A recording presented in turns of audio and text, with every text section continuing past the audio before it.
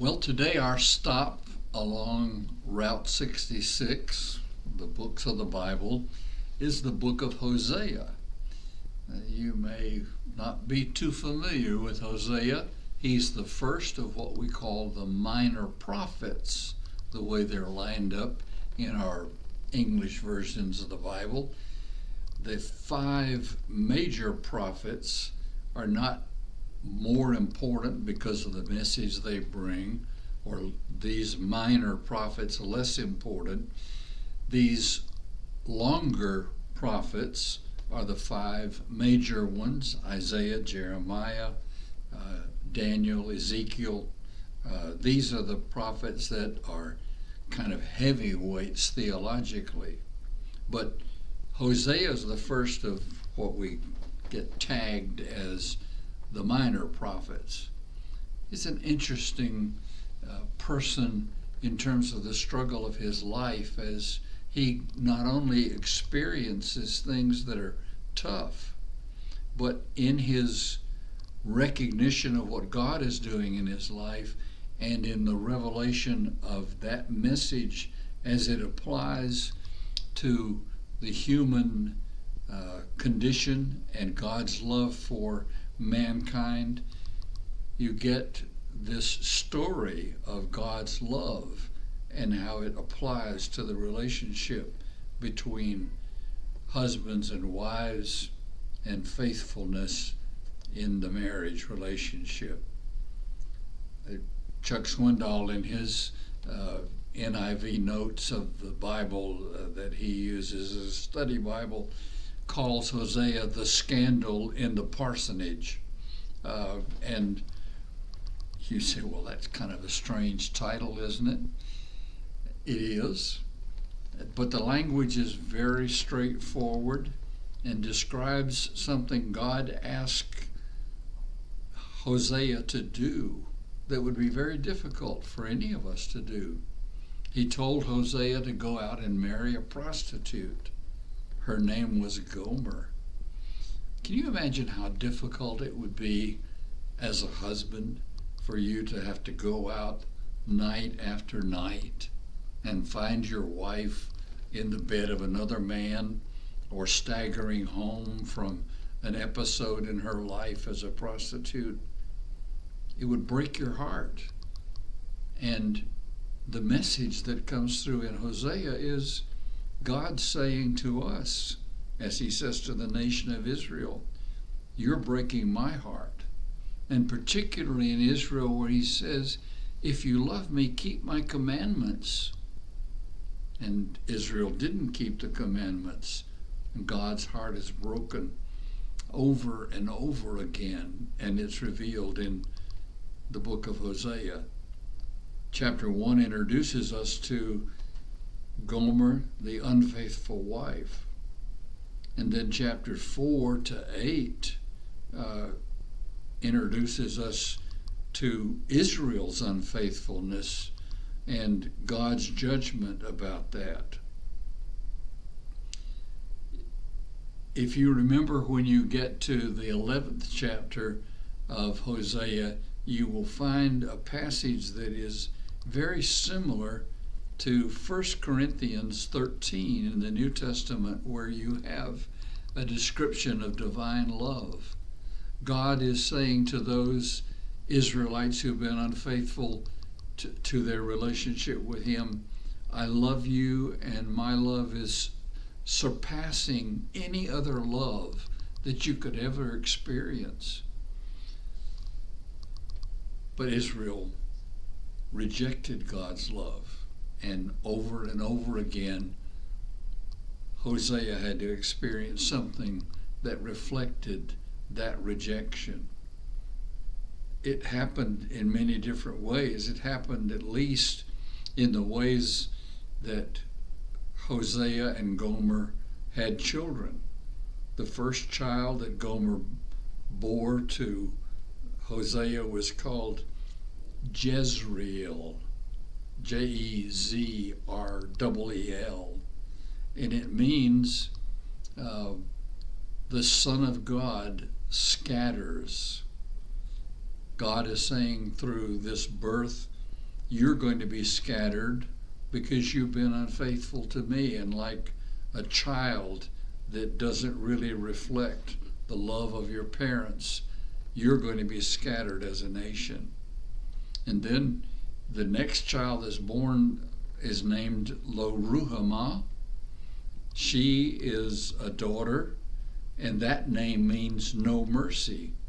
So God says, even though I love you, Israel, I'm not going to let you continue to sin against me and to destroy our covenant. So I'm not going to show mercy.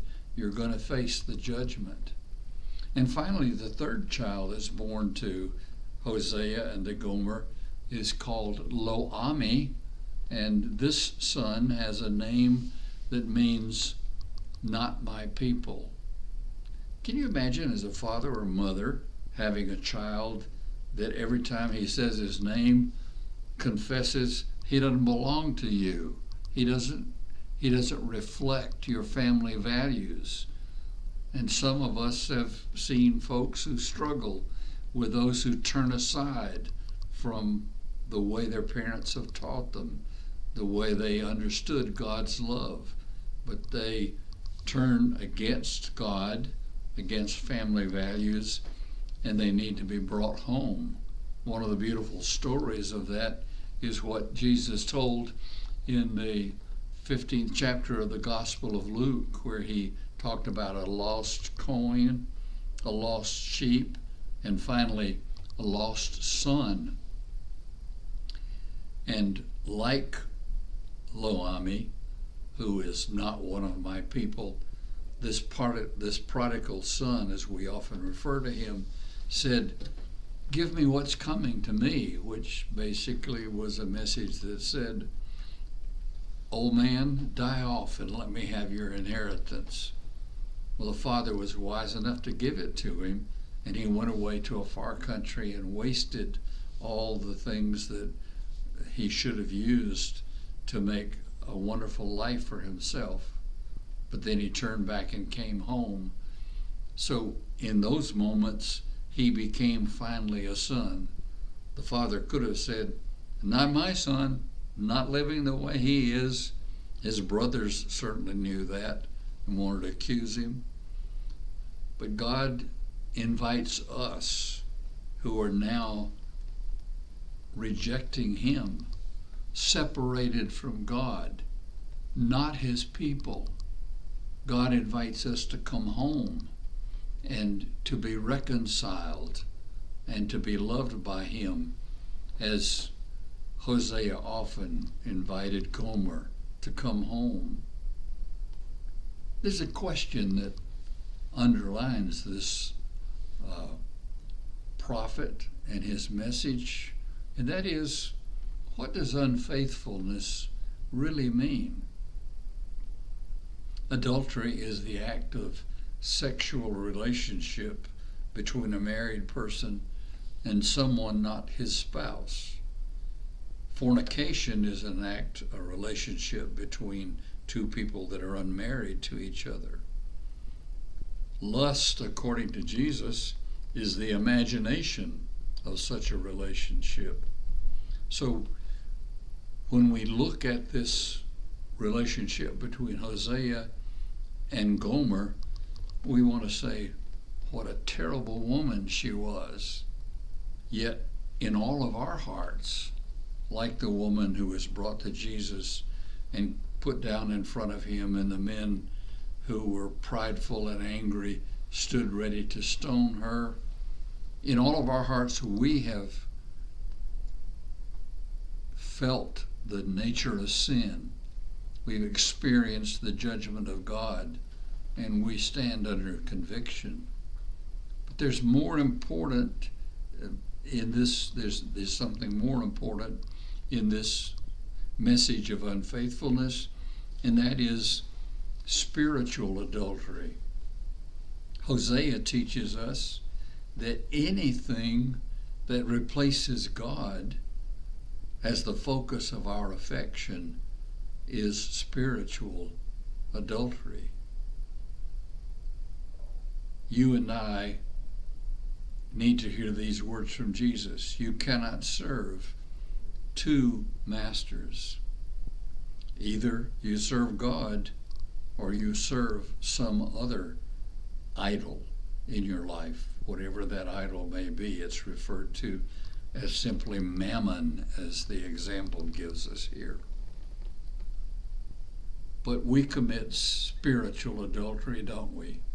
When we allow our hearts to be wooed away from loving God, we allow our minds to be filled with things that tempt us not to love God as we ought to. We commit the same kinds of things that Gomer committed when she was unfaithful to Hosea. The beauty of it is, when the book ends, God is saying to Gomer, and is saying to Israel by way of inference, I will betroth you to me forever, in righteousness and in justice, in loving kindness and mercy, and you shall know the Lord. And the interesting thing is that the name of God that is used in that verse of Scripture is the word that is translated in the Jerusalem Bible simply as Yahweh, Jhwh. It's a word that Jewish people didn't pronounce very often, and that we now have included vowels in and say Jehovah. But it's a name that refers to the holiness, the majesty, the wonder of God's love for all of us. So when you read the book of Hosea, read about a God that loves you and who cares for you in a way that nobody else in all the world cares. I've spent 60 years as a marriage and family therapist, and I want to tell you that some of the most exhilarating experiences I've ever had are some of the times when husbands and wives finally confess their love to each other and overcome the barriers, oftentimes of adultery, some other issues in their lives.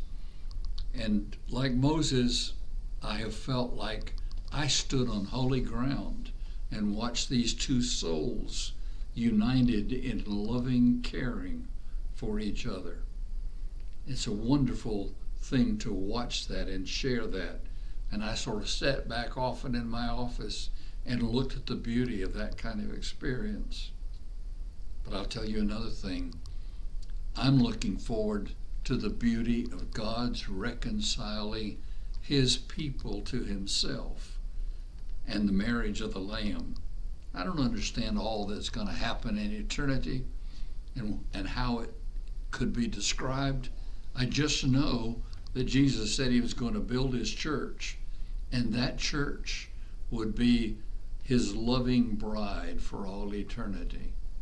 And having had a taste of that in my professional life, I can tell you the joy that I anticipate in looking forward to that union of Christ and his bride in eternity. Hosea invites us to walk along with him through the pain and suffering that he experienced in marriage, but to walk alongside his God so that he would teach Hosea and the nation how strong his love is, how great his care is, and teach you and me how much he loves us and cares for us now and in eternity. May God bless you as you read this book, and may you discover moments of high holiness in your relationship to God.